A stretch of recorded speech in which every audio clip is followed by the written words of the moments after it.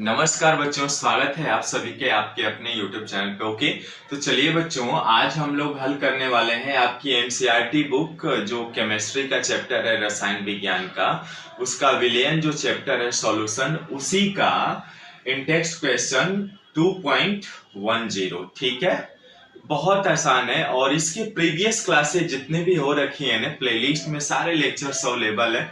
Description में link है, आप वहां से देख सकते हैं। ठीक है, और अपनी बोर्ड एग्जाम की तैयारी कर सकते हैं। ठीक है, बहुत ही आसान वे में समझाया गया है। आप एक बार सेवा का अवसर जरूर प्रदान करें, फिर आप तो खुद ही समझदार समझ जाएंगे। ठीक है, हम्बल रिक्वेस्ट करूंगा, छोटी सी इतनी सी रिक्वेस्ट है, यदि आप चैनल पे नए हैं तो प्लीज चैनल को सब्सक्राइब, लाइक और शेयर करिएगा। ठीक है, तो चलिए बच्चों, क्या आप तैयार हैं? साथ में नोटबुक और पेन जरूर रखना है। ठीक है, चलिए क्वेश्चन को समझते हैं और हल करते हैं। ठीक है, चलिए क्वेश्चन क्या कह रहा है बच्चों, देखिए। सबसे पहले तो हमें क्या कह रहा है, ये जो क्वेश्चन है हम लोगों ने जो पढ़ा था ना, elevation in boiling point, elevation in boiling point को जो टॉपिक हमने पढ़ा था उसी पर आधारित एक क्वेश्चन है। बहुत आसान है, यकीन मानिए। ठीक है, देखिए क्वेश्चन क्या कह रहा है, 750 mmHg यानी मरकरी स्केल पर 750 प्रेशर पर, दाब पर जल का क्वथनांक कितना है, इतना दिया गया है। अब एक्चुअली आप ये पढ़ करके कंफ्यूज मत होइए कि जल का क्वथनांक तो 100 डिग्री सेंटीग्रेड होता है। ठीक है, तो ये इतने mmHg के प्रेशर पर इतना है। ठीक है, ये भी बोल दिया है इन्होंने। फिर आगे कह रहा है 500 ग्राम जल में, ठीक है, जो विलायक इन्होंने लिया है ना, सॉल्वेंट, वो क्या है बच्चों, 500 ग्राम जल में कितना सुक्रोज, सुक्रोज मीन्स चीनी, ठीक है, C12H22O11 होता है। ठीक है, सुक्रोज का फार्मूला क्या होता है बच्चों, C12H22O11। ठीक है, ये होता है आपका सुक्रोज का। ठीक है, C12H22O11। ठीक है, मिलाया जाए कि इसका 100 डिग्री सेंटीग्रेड पर क्वथन हो जाए, यानी बॉयल हो जाए। ठीक है, तो देखिए बहुत आसान है। सबसे पहले तो हमें क्या क्या दिया है, हम इन चीजों को लिख लेते हैं। ठीक है, और कैसे लिखेंगे उस चीज को हम समझेंगे। चूंकि एलिवेशन इन बॉइलिंग पॉइंट पर आधारित है, तो हमें क्या दिया हुआ है, सबसे पहले तो देखिए इनके बॉइलिंग पॉइंट में डिफरेंस कितना आ रहा है, यानी डेल्टा टीबी है ना, डेल्टा टीबी का मान कितना दिया है बच्चों, 100 डिग्री सेंटीग्रेड और 99.63। तो माइनस करके निकाल लेंगे डेल्टा टीबी का मान, 100 degree Celsius minus 99.63 degree Celsius. ठीक है, ये कितना आएगा, 0.37 degree Celsius, 0.37 degree Celsius delta TB का मान आ गया। ठीक है ना, अब जब डेल्टा टीबी का मान आ गया तो हम जानते हैं कि चूंकि डेल्टा टीबी बराबर होता है केबी गुणे एम, है ना। ठीक है, मोललता जो आपने ये निकाले हैं एम। ठीक है, अब यहाँ पे चूंकि डेल्टा टीबी केबी गुणे एम, एम का मान निकालेंगे हम, है ना।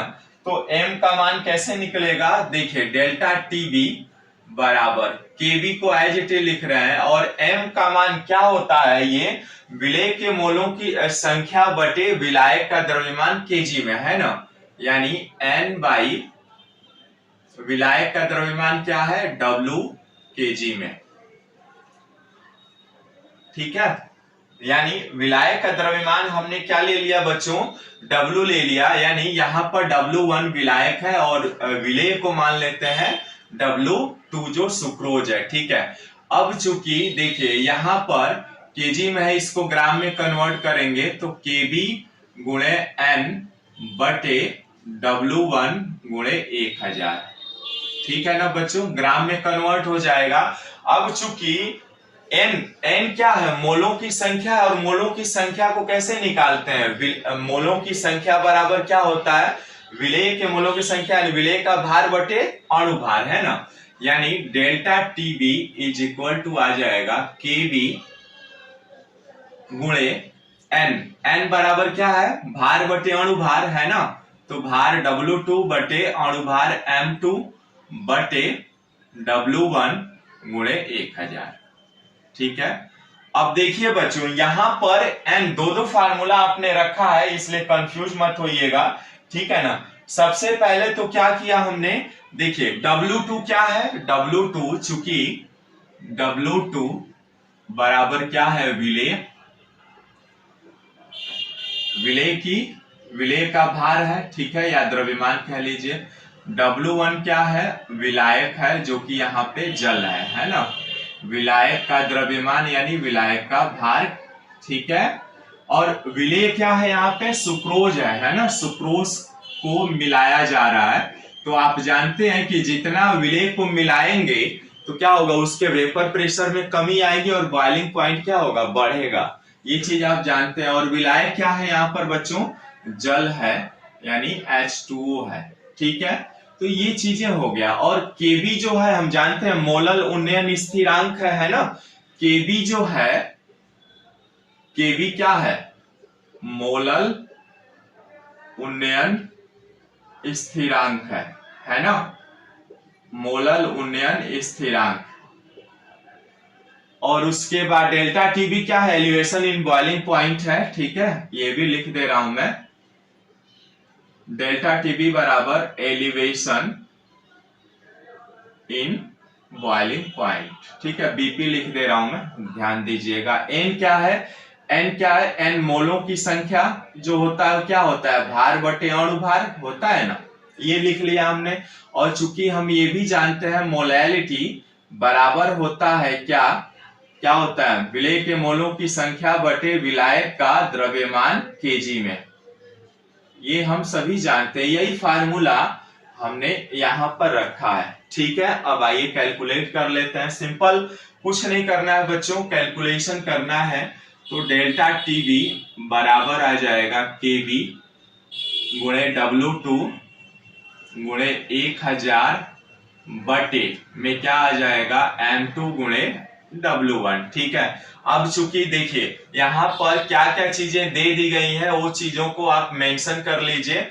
चूंकि आप जानते हैं कि केबी का मान कितना होता है, केबी का मान जो होता है बच्चों जल के लिए कितना होता है, 0.522। ठीक है, केबी का मान हो गया आपका। और आपका W2 कितना विलेय मिलाना है, ये तो निकालना है आपको। ठीक है ना, यानी सुक्रोज की मात्रा निकालनी है हमको। ठीक है, 1000 तो है। M2 क्या है, अणुभार है ना, अणुभार, विलेय का अणुभार है। तो किसका, कौन सा विलेय है, सुक्रोज है, यानी C12H22O11। इसका अणुभार निकालेंगे तो क्या आएगा बच्चों, देखिए कार्बन 612 यानी 12 गुणे 12।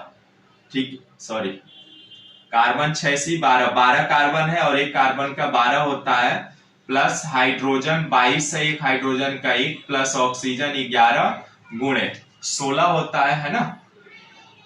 तो ये निकालेंगे आप, कितना आ जाएगा, 12 12 हम 144 हो जाएगा बच्चों। ठीक है।